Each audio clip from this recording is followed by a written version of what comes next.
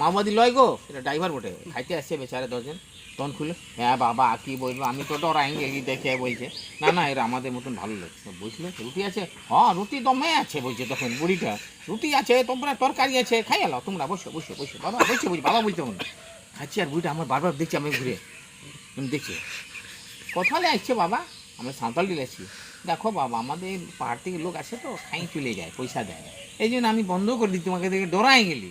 লাও খাও খাও, দমে রুটি খাওয়াইলে মরম বলে খা খা শঙ্কর খা, দাড়ি মাড়ি কাট। আমি কী দাড়ি কাটবো হে। তারপরে খাই দিয়ে আমরা চলে গেলো স্কুল বেড়ায়। এবার বলছে সকালে গাড়ি নিয়ে ওখানে ক্যাম্পে যেতে হবে। দুটা লোক জানিস দাদা দাড়িওয়ালা এরকম করে ঘুরছে, তখন মহরম আমাকে বলছে শঙ্কর কী হলো, পালা পালা সালা মামাদি ঘুরছে, হ্যাঁ মামাদি ঘুরছে। আর আমি দেখি সারা ঠিকই দাড়ি। তখন আমি কী বলে স্টার্ট করলাম গাড়ি মহরম আর আমি, আর ওখানে বাইরে সোজা গাড়ি নিয়ে ওই ক্যাম্পে গেলাম যেখানে গাড়িগুলো থাকে ওই খাওয়া দাওয়া। আর আমার দেখা দেখি সুনীল আছে না, সুনীল বাড়ি করা ওই ফরিদপুর গাড়ি, ও আমার পিছনে 4-5টা গাড়ি আমি পালিয়ে গেছি। কী হলো বলিস না, মামাদি রাতে ফুটালে মনে হয়। আমরা ওখানে ছিলি রাতে খাওয়া দাওয়া করলি, হয় ছিলি সকালে গেলে ফোর্সগুলো গেলে।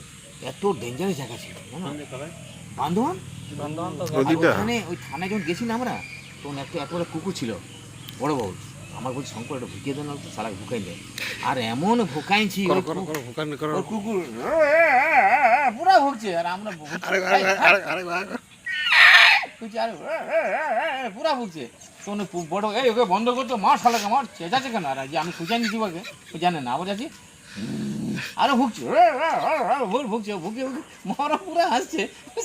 ওদিকে লোক বলছে কী হলো কুকুরটা, কী জানি কী হলো, এরকম করিস না, আরো ভুগছে শালায়।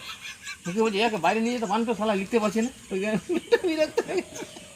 কী বলবো হাসতে হাসতে মাথা, আমাদের মজা ছিল ভাই যাই বলো। তারপর আমরা নিজে নিজে গেলাম, এবার আমাদের ফোর্স দিচ্ছে, इतना नंबर गाड़ी में